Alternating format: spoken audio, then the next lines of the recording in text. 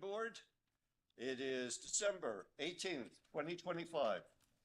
Call to order. First order of business is salute to the flag. I pledge allegiance to the flag of the United States of America and to the republic for which it stands, one nation, under God, indivisible, with liberty and justice for all.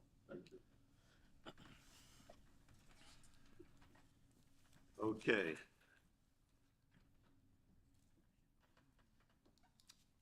To my right is Kevin McGowan, the General Administrator of Monroe Township, who's with us tonight. And to my left is Jim Clarkin. thank you, who will serve as attorney for this evening. In accordance with the Open Public Meetings Act, it is hereby announced and shall be entered into the minutes of this meeting that adequate notice of this meeting has been provided by the following.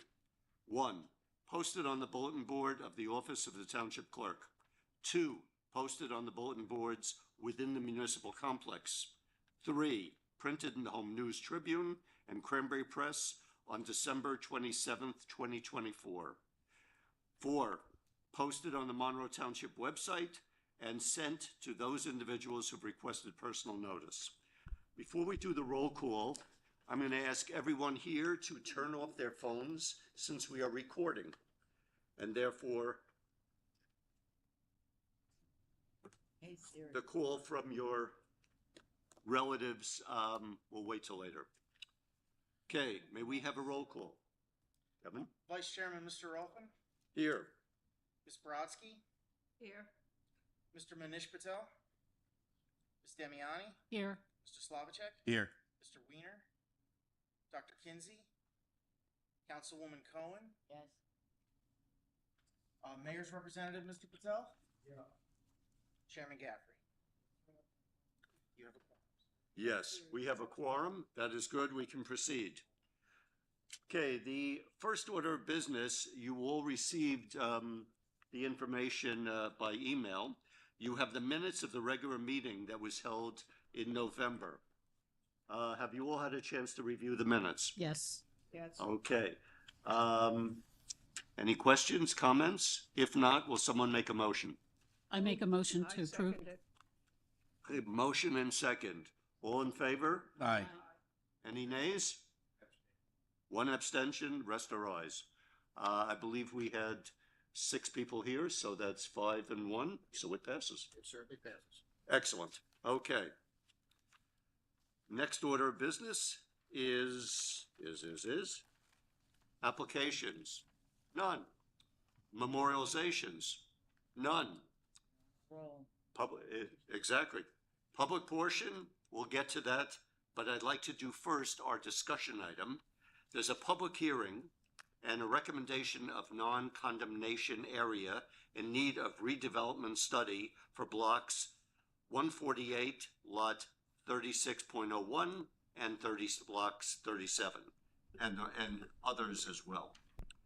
To address that discussion, I have read it over carefully, somewhat, but I did notice that Chris Dockney, who's the one who designed it as the planner, is the one who actually brought it to the table.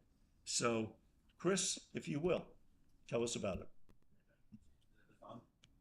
There we go. All right, thank you. So I'm Chris Dockney from CME Associates. I'm a professional planner, and our office prepared this report, which is an area in need of redevelopment preliminary investigation. I'm going to take probably 5 to 10 minutes to go over the report, what it is, and what we're looking for you as the planning board this evening. So first, since I understand redevelopment is not something that is typically done in Monroe Township, there are other towns in New Jersey that do redevelopment pretty extensively, usually a little further north, Hudson, Essex, Bergen County. This is a very common thing for them, where they have a lot more developed lands. So redevelopment, what I like to phrase this as, it's essentially a 10-step process, and right now we're on step number 2.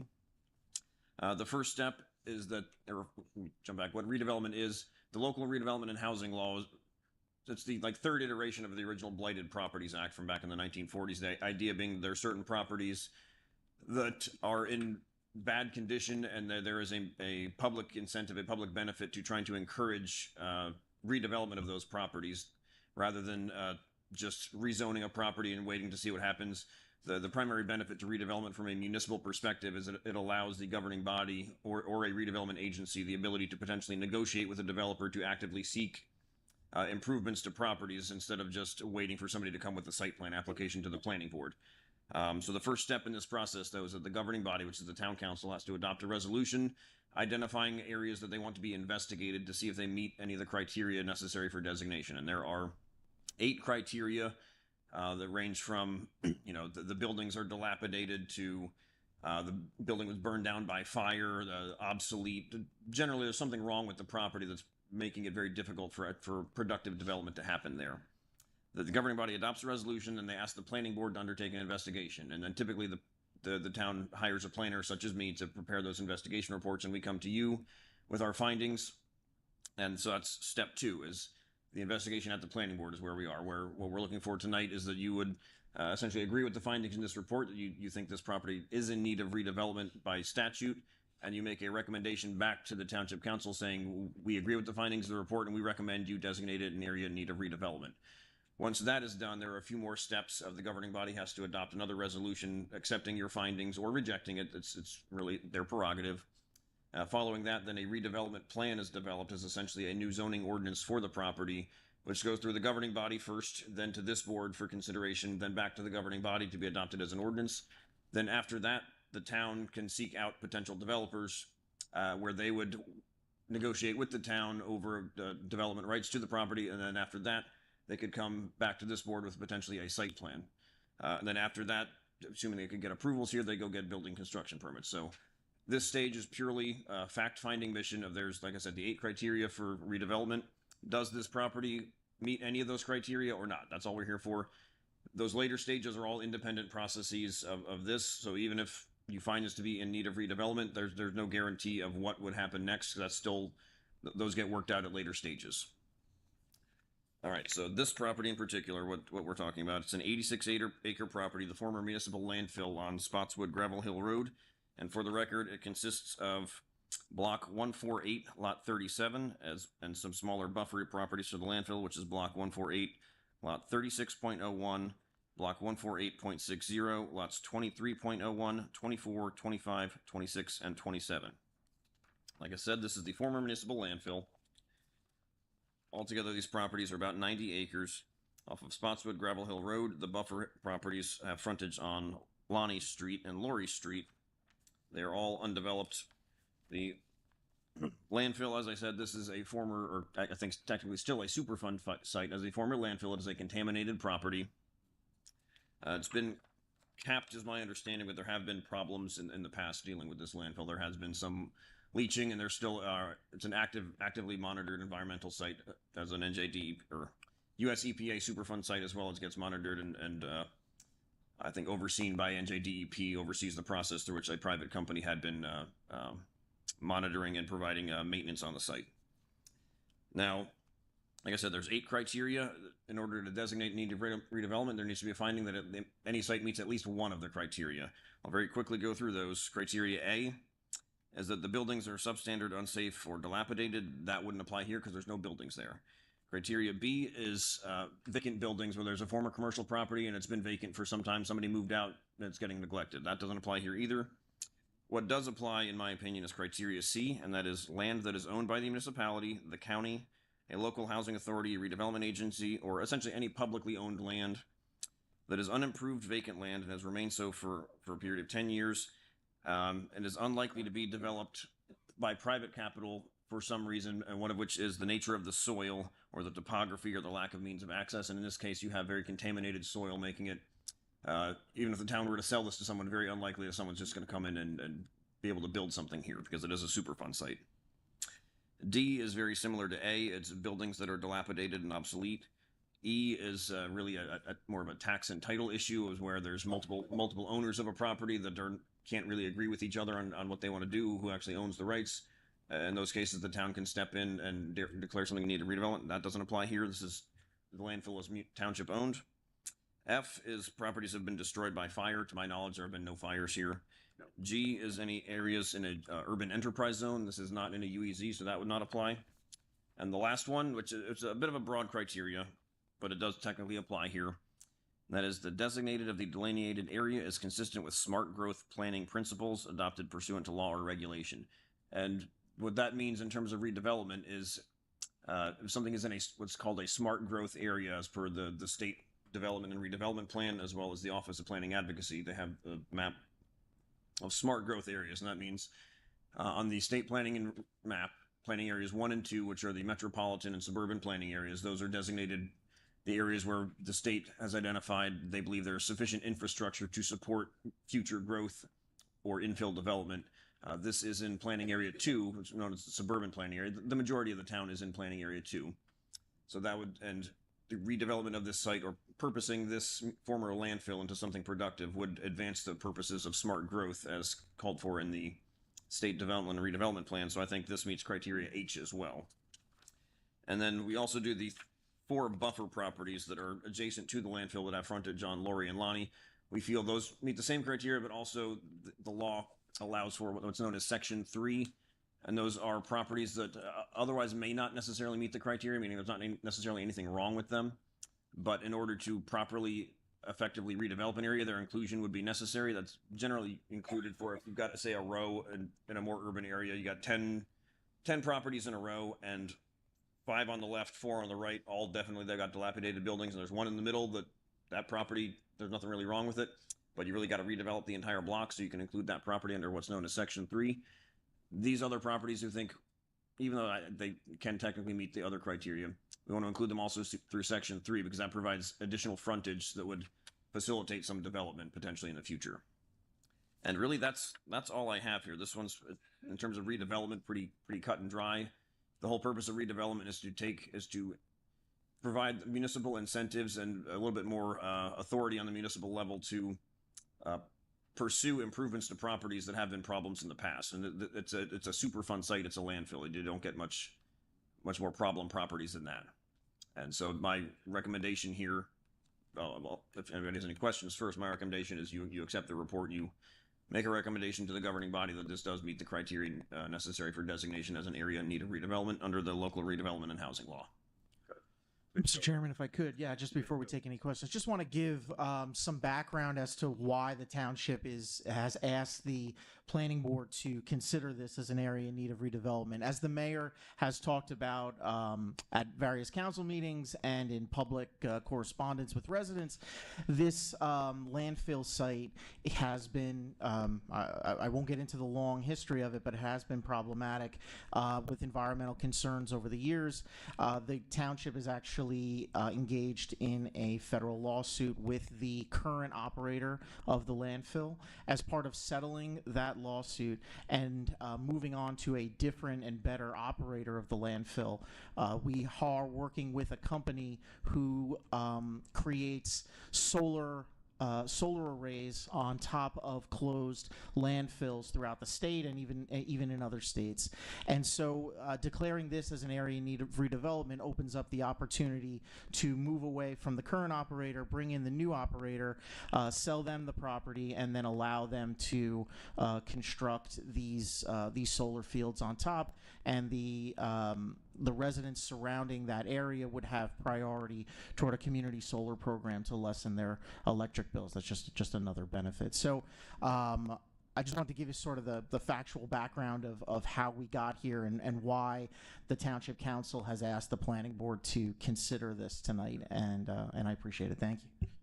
Absolutely. Pretty good to have this on.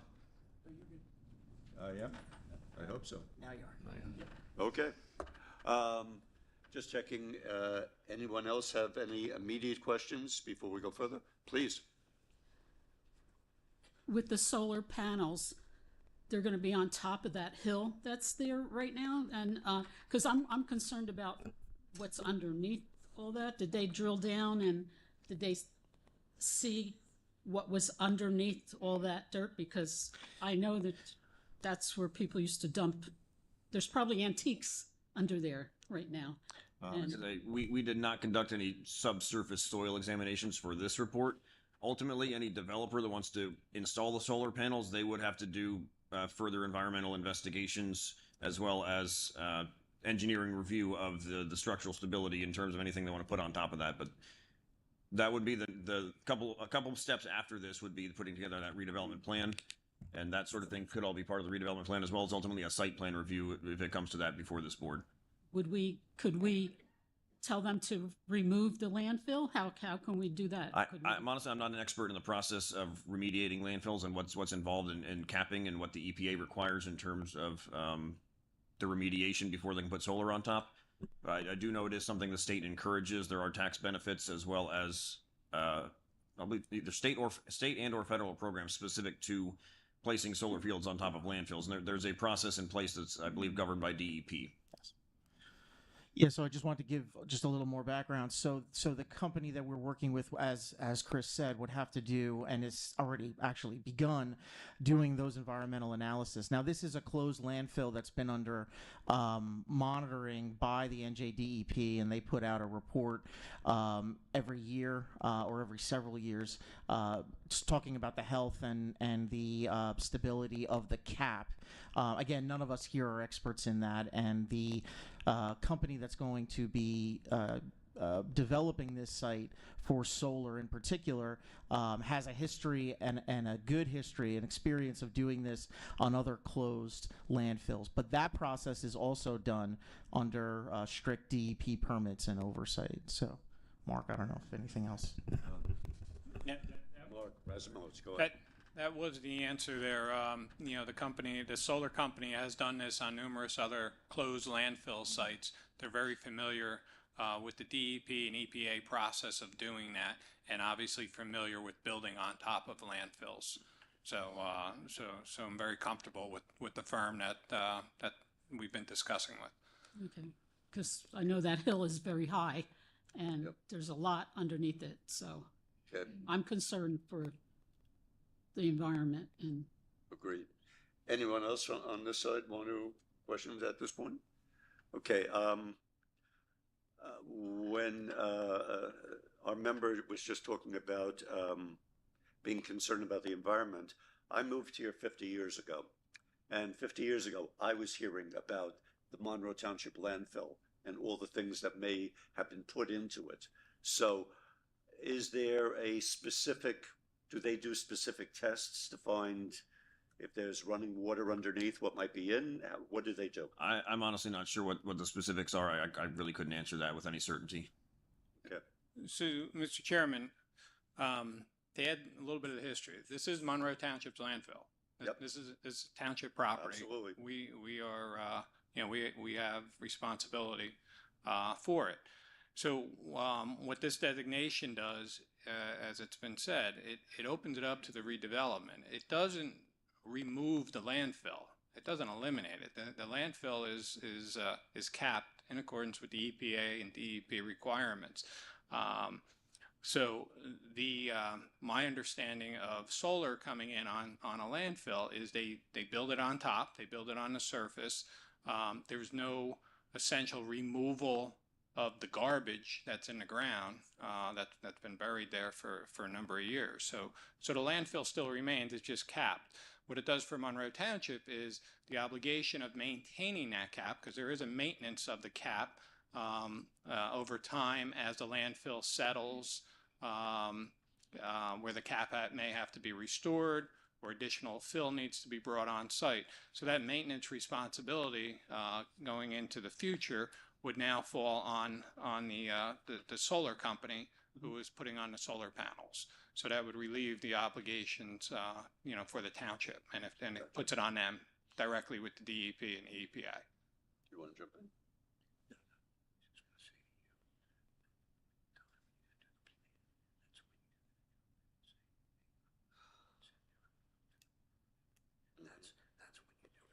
Gotcha. In reading over, obviously it was kind of an interesting thing to read over, Chris. They talked about, is it a non-condemnation development area? That's actually a very important piece. Yes. Prior to 2013, the redevelopment law, any area designated in need of redevelopment had the potential for condemnation, meaning eminent domain of private property. Right. And so in 2013, the state law changed, so you had to state up front whether there was going to be condemnation involved or not, or even thinking about it. And so this is a non-condemnation redevelopment area. So the landfill itself is municipally owned. There's no need for condemnation there. The other 4 properties are privately owned, but there's no condemnation being proposed here. The private property owners retain all property rights that they currently have, and the town will not be seeking to acquire those properties through eminent domain. Gotcha. Okay. Let me open it to the public, I think, at this time. Public, anyone have questions upon this? Or please feel free. Since I don't see a large crowd in back of you, I'm not going to set any time limits. Thank you. Feel free. Since this is a public hearing, as I understand it, Yes. officially. And I'm glad that you're willing to hear the public. Thank you so much for your courtesy. I happen to be in possession of, Could we have your name and address Oh, for the I'm so record, sorry. please? everybody knows, Thank yes. you. Michelle Arminio, 9 Nathaniel Street, Monroe Township. I have been here since 1980, so I think you beat me. 75, yes. Okay. I love Monroe. I've been coming to these meetings for many years because I believe in participating in my community. I am in possession of a 1992 township document. I guess it's from the township clerk's office. Monroe Township landfill, September 1986. My concerns, and thank you, Member Planning Board Damiano, for always being really willing to consider the community at large and the kinds of things that have gone on over the years. I know you sort of have historic value as well to this. So I have always been concerned about the landfill. It says it's 96 acres. One of the things that I read here recently, it says, the presence of nearby streams and bogs suggests that this area is a groundwater discharge zone for Magothy, Magothy formation. And it's underlined, this is not my stuff, a major aquifer underlining the site. Now, before anybody starts, I know that we have put in, most recently, we have put in lines, water lines. I guess that's to take the leachate away. Right. However, over the years, there's been different kinds of information, and I don't think anybody is misrepresenting anything, but I think what's happening is that the information isn't always concise, it's not standard, and it's not always the same. And my concern with this, and it always has been this landfill, that it's, and the gentleman, with all due respect, sir, kept saying former landfill. It's never going to be a former, well, it's a former landfill in terms of that no one's putting any more debris in. However, it's always going to be a landfill. So I think we should put that on the record, that a former landfill almost suggests that it's not there anymore. We know things aren't going to get taken away. And we know up until the most recent, I keep getting feedback. Can you still hear me? Yes. That we've had leachate. It could be dangerous to people. It could be dangerous to the aquifer. That's always been one of my concerns in this community, potable water. It even suggests, and I won't, of course, read this whole report, but I hope you have it still. I hope the municipality and those on this board, and then giving it to the council, has this report and reads it. Because it's not about just what's happening now. It's about the historic situation in this that really I don't think is going to go away. And I would like, and it seems like we're only here tonight to change the designation of the property. But what that means is it opens it up to development. Then we're just going to go into pieces of developing this property. What's going to happen when that site is open to redevelopment and we don't get solar and somebody else comes in and wants to build something else, a recreation facility? My concern is how this is going to be slowly looked upon. This is always going to be a super fun site. It had been. It's closed, yes, but I also, and again, I don't have the details, and I'm sorry I didn't bring all my documents, but I thought it was only 25%, and I know I've mentioned that to Mr. Razamoas, and he has, I think, corrected me on the record, but I'd still like to bring it up to make sure that it's not just 25% remediated, because it's somehow in some of my documents, and I could be wrong, but I think it requires that we really know what's in there, how remediated it is, and we still have methane gas pipes coming out, right, of that. So what's going to happen when we put solar panels over that? Will the methane gas still be able to evaporate, or however it goes? Well, let's answer that. Okay. You want to comment on Let me that? jump Do you want in. to talk about the redevelopment plan and how Yeah. it would restrict? All of Mr. your, Clarkin, how do you do, sir? I am fine. Yourself? I know of you. I don't know if that's good or bad, but we can discuss it later. Okay, It's we can not continue important. with Yes, that we thought. can. Not important. Yes. Bottom line is this, all of what you've said tonight is important and helpful, all right? The timing on it, okay, is a little premature. All we're looking to do tonight is to determine whether or not the property meets certain characteristics.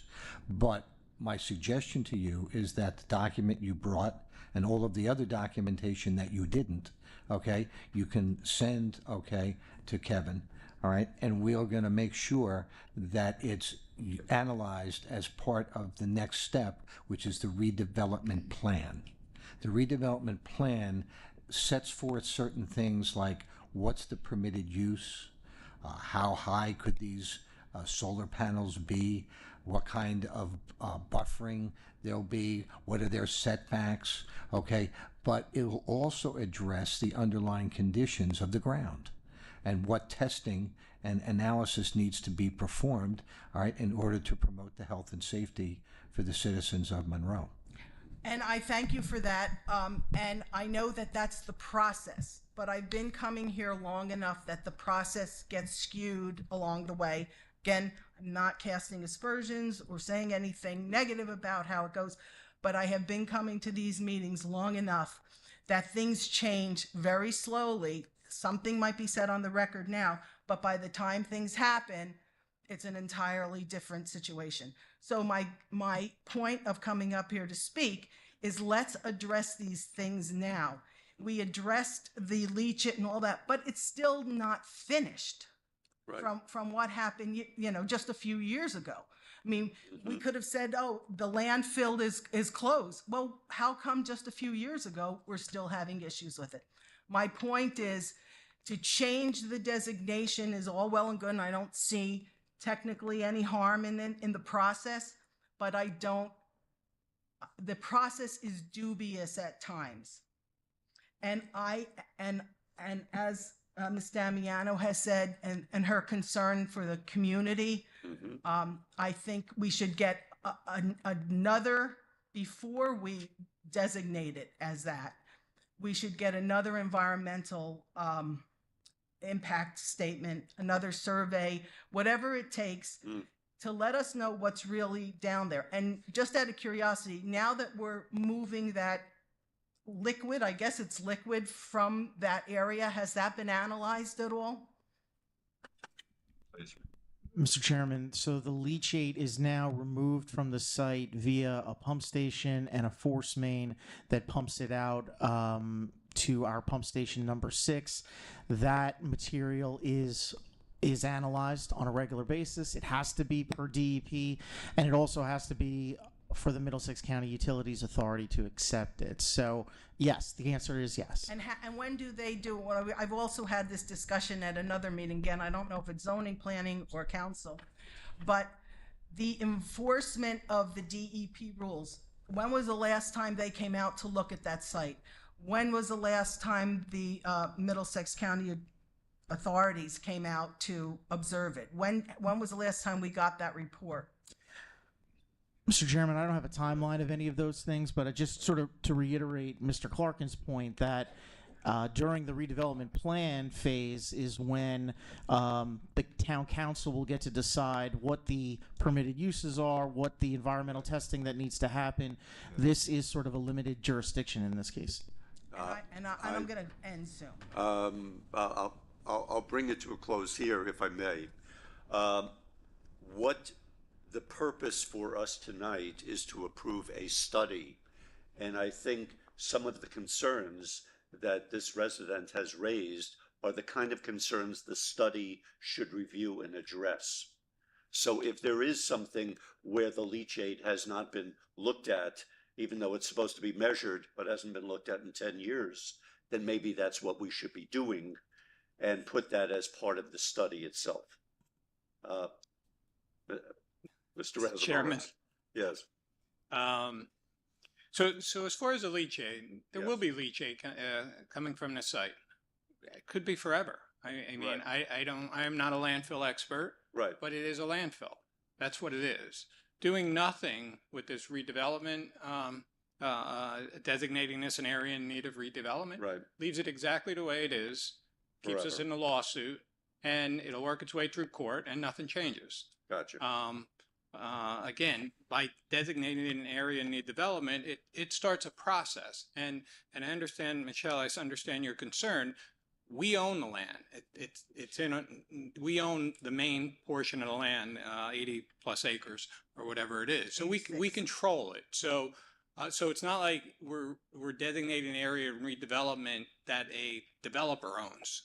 You know, we own it. So anything, whether it's a solar array that's going to go in there, or, you know, maybe something else that you mentioned, if that doesn't happen, we still control it. So it's going to be coming through the council, coming through the planning board, getting Right. discussions on it when it happens. But this is like the first step to open that up and start that conversation and get things rolling. And all your concerns are valid. There's still going to be the methane gas that's going to have to be maintained.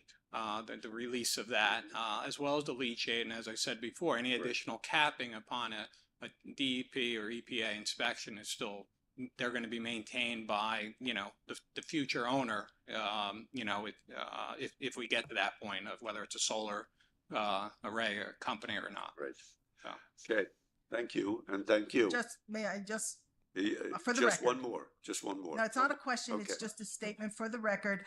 Again, these kinds of slow-moving, incremental processes are, in my opinion, very often used to placate the public and shut us up. Not negative, I'm not being negative, I'm just to be clear. And I think that sometimes from now until when we start, whatever we're going to put on there, we're going to lose sight of the important issues, and that's the protection and the health of the public. So thank you for listening. Thank you. But I wouldn't mind tabling this, if you could, for more in-depth study. Thank you. Appreciate it. Anyone else in the public who would like to be heard? Hello, hello, hello. Okay. Back to us. Did you want to come? Well, actually, Council President, was there anything else discussed at the council that we should be shared with us? Suggest that these are some of the same things that were discussed at a council meeting when we agreed to do this. Okay. That would be one, two, a statement on behalf of all of my colleagues on the council Right. is that we strive to always keep the interests of the public at heart. You may not always agree with all of our decisions. That's what's supposed to happen in a democracy, I believe. Yep. But in fact, we do hold the health and safety of our residents of great importance to us, because in addition to our legal responsibilities and moral responsibilities, we live here. So it would serve us well to Okay. adhere to those responsibilities. Good. Now, I had a sense you were about to make a motion. And you're going to help me say it. Would you like to do so? Sure. I would move the adoption of, forgive me when, on a long weekend, of the item on the non-condemnation area in need of redevelopment study, that we adopt a motion to proceed Thank you. in what acceptable timeframes. I don't know if we need. Yeah. any- Council President, if I could assist with a little Oh, bit I'd more, be so grateful. more detail. Please. What we're doing is we're recommending to the governing body that the properties in question meet several of the criteria to be declared an area in need of redevelopment, and you recommend designating such as a non-condemnation redevelopment I area. appreciate the clarification, so it reads as Yes. it should. Thank you. Okay, moving right on. You said that very well. Thank you. Is there someone on this side who would like to second it? I second. Okay. Further questions? If not, I have a roll call. Ms. Brodsky. Yes. Ms. Damiani. I'm going to vote yes because I would like to see it started. And at least, we'll pay an attention to that area and it will be under our watch.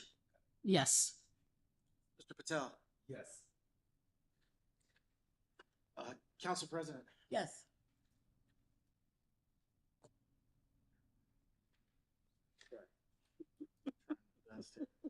Mr. Slavacek. Yes. You've got And to Mr. obey. Rothman. He's sitting too close to me. Chairman Rothman for the moment, and yes. Okay, Motion is adopted. excellent. Any, Jim, do we need a second motion on the resolution itself, or does that take care of everything? I didn't know if you were going to go through the other items in the agenda. Oh, I'm sorry. No, it's up to you. Let's do it right now. All right. There has been a resolution prepared, which tracks Chris's comments, his findings, his conclusions, and his recommendations with regard to each of the separate lots that are being studied. And we would like to have a motion to adopt that resolution, please. so this resolution that is here of the planning board, in addition to what we've already said, to the It- resolution we've already, to our adoption of it already. It memorializes what we have just been discussing. Okay.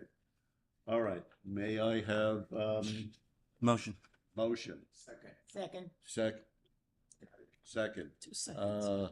Questions? Okay, roll call. Ms. Brodsky. Yes. Ms. Damiani. Yes. Mr. Patel. Yes. Council President. Yes. Mr. Slavacek. Yes. Chairman Rothman. Certainly, yes. Much faster the second time. There you go. Well done. We all learned. I don't believe Correspondence? there is correspondence, yes.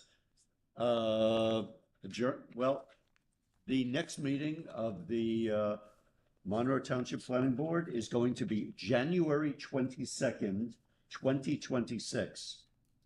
And you may want to mark down, that is my birthday. And Bring Bring presents. gifts. Bring gifts. gift cards are fine. We don't need to go over and above. We start the record on All right. May I have a motion to adjourn? it. Moved. Huh? Oh, I thought I Open had the public to the portion. public. Yeah. Anyone else for the public? General. Any other comments, public?